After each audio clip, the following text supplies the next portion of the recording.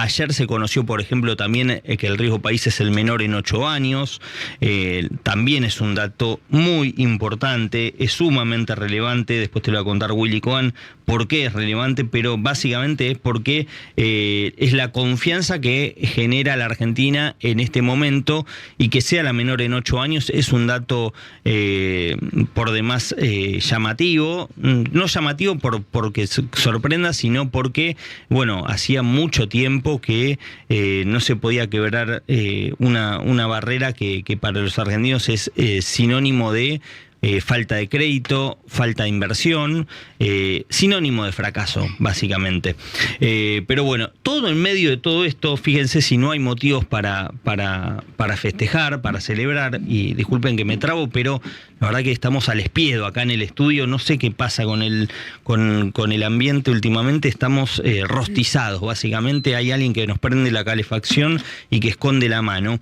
Pero bueno, les decía, en medio de todo esto, el foco puesto en lo político, en Adorni, la situación de Adorni. Es decir, ayer el gobierno tenía claramente dos situaciones para celebrar: la desaceleración de la inflación y que el riesgo país es el menor en 8 años. Fíjense si no tenía motivos para hacer hasta campaña, para panfletearlo, para tener una postura mucho más activa y predominante desde el punto de vista de la iniciativa política. De hecho, en medio de estas conversaciones que se dan entre el gobierno y los gobernadores, empieza a aparecer un dato que después se lo voy a transmitir a Willy, pero que incluso los propios gobernadores no lo están pudiendo evitar en las charlas que tienen con el gobierno, que es que en medio de todo esto empiezan a verse signos de recuperación en la recaudación de las provincias. Las provincias estaban muy afectadas por la recaudación, se habían desplomado los números de las provincias, venían con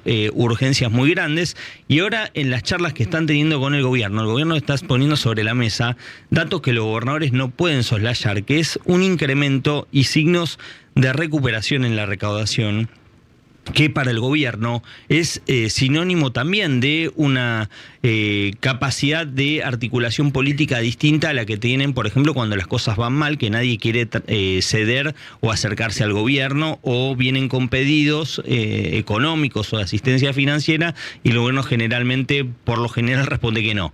Bueno, en este contexto, la situación de Adorni se agrava especialmente porque el jefe de gabinete, la explicación que dio en la entrevista televisiva con José del Río, rápidamente la vio desmentida por un tal Adorni, esa estrategia. Es decir, Adorni, por ejemplo, y después lo vamos a estar repasando, pero en resumidas cuentas dijo que había invertido muy fuerte a partir de 2014 en bitcoins, y que de esa manera pudo incrementar su patrimonio de una manera descomunal. De hecho, ayer se conoció más de 900 millones de pesos, además de todas las propiedades, incluyó en su declaración jurada. Recordemos que la declaración jurada que estaba vigente de Adorni marcaba que tenía un porcentaje de un departamento, una tenencia mínima en dólares y no mucho más, y ahora se conoció que tuvo un incremento patrimonial de casi 40 veces en relación a esa declaración jurada. En base a eso, obviamente él declaró que tenía plata en negro en bitcoins y que cometió un error. Bueno, obviamente ese error se transforma en un delito que es la omisión maliciosa, que es el delito por el cual lo pueden inhabilitar de por vida. Por ejemplo, es un delito que Manuel Adorni confesó el otro día, que confesó en su declaración jurada, en el contraste entre una declaración jurada y otra, y además se suma el agravante de que Manuel Adorni, más allá de esta omisión maliciosa, tenía un compromiso con el gobierno de que no había sorpresas, no había más sorpresas. Bueno, ayer se conocieron declaraciones de Adorni, escuchen bien, de 2021, hablando de que en 2016, 2015, 5 o 6 años atrás, decía Manuel Adorni por entonces, sus alumnos hablaban de invertir en Bitcoin y él no entendía nada. Es decir, en la fecha en la que supuestamente le estaba invirtiendo a fondo en Bitcoins, Manuel Adorni, en otra entrevista que trascendió en el día de ayer, que había dado en 2021, estaba diciendo lo contrario. 2022 Manuel Adorni consideraba públicamente, y lo dijo en una entrevista, en otra entrevista más, que no era una buena inversión, que él prefería las monedas estables, no las bitcoins, porque tenían alta volatilidad. Bueno, otro año después también aparece haciendo declaraciones de las criptomonedas, como dando a entender de que no sabía mucho de lo que hablaba Manuel Adorni. Por lo tanto, la credibilidad de este hombre ha quedado totalmente pisoteada. Si ya era inverosímil que una persona que reclamaba un paquete de salchichas tuviera un pasar económico de $500.000 guardados en cripto o en cash o en crocante o en lo que sea, y reclamaba al mismo tiempo por un paquetito de salchichas, o por ejemplo, conseguía un canje para hacerse un implante capilar, o también tenía un ritmo de vida muy austero que curiosamente Manuel Adorni cambia cuando llega a la gestión pública, a la función pública. Esa austeridad que se lo vio durante tantísimos años, después le quería hacer creer a la gente que había cambiado el chip cuando asumió justamente como funcionario, y que tiene fondos que cuidó toda su vida, menos cuando entró como funcionario. Bueno, en todo este contexto, si ya era inverosímil lo de Adorni, ayer ese relato se terminó por derribar. Ahí entra Manuel Adorni a la Casa Rosada, a la reunión de mesa política, y escucha cómo, Patricia Bullrich le había propinado severas críticas en el diario La Nación.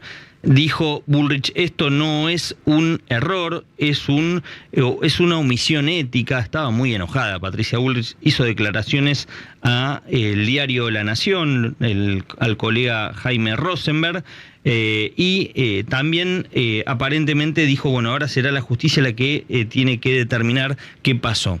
En todo este contexto entró a esa reunión en la que, recordemos, Adorni decía que le llevaba la torta de cumpleaños a Bullrich, y se produjo, y la información que yo tengo es que se produjo un altercado y un cruce muy duro entre Patricia Bullrich y el propio Manuel Adorni. Bullrich intensificó en esa reunión, según la información que yo pude tener acceso, y de alguna manera lo que le señaló es que estaba afectando mucho a la confianza en el gobierno lo que estaba pasando en torno a Manuel Adorni. Le pidió explicaciones respecto a sus movimientos con las cripto. Tal vez le hizo preguntas que le habían quedado sin responder a Adorni el día anterior. La información que yo tengo es que por primera vez Adorni le contestó. Estaba junto a Karina Milei, y la información que yo tengo es que Adorni le contestó a Bullrich en términos respetuosos, pero muy duros también, diciéndole que, él respetaba las diferencias que tenía y que manifestaba públicamente, en realidad que le había manifestado Bullrich y que le estaba diciendo en ese momento, pero que le pedía y le reclamó que no hiciera más las críticas en público, porque eso afectaba a todos. Y ahí surgen dos versiones que yo las tengo de distintas fuentes. Una que me dice que el tema quedó ahí, que no insistió Bullrich, y otra fuente que me dice que Patricia Bullrich dijo, bueno, el problema para todos lo estás generando vos hace 90 días. Esto es lo que ha ocurrido, la información que hay en torno a una reunión de mesa política que duró más de 2 horas, que después la foto que se filtra la sube Karina Milei, pero no la sube nadie, y en un contexto, nadie más de los presentes, y en un contexto en el que ningún ministro del gabinete salió a bancar a Manuel Adorni durante la entrevista. Durante la entrevista nadie salió a bancar, como le había pedido la jefa de gabinete de Manuel Adorni. Supuestamente la versión que hay en la Casa Rosada es que Aimee Vázquez, que es una polémica asesora de Manuel Adorni, es una persona que copió la soberbia de Adorni, estuvo llamando a distintos representantes del gabinete, de asesores, de los ministros, diciéndole que la orden de Karina Milei y de Javier Milei era que salieran a bancar a Adorni cuando esté dando las explicaciones. Aparentemente los asesores le dijeron quédate tranquila. Después, a medida que iban viendo los ministros la entrevista, dijeron no podemos bancar esto, es un papelón. Bueno, Es increíble. Uno me dijo a mí, es increíble lo que dijo. Para eso hubiera preferido que dijera, la verdad que no tengo cómo explicarlo, y no dieran mayores detalles. Pero básica que presentara directamente la declaración jurada.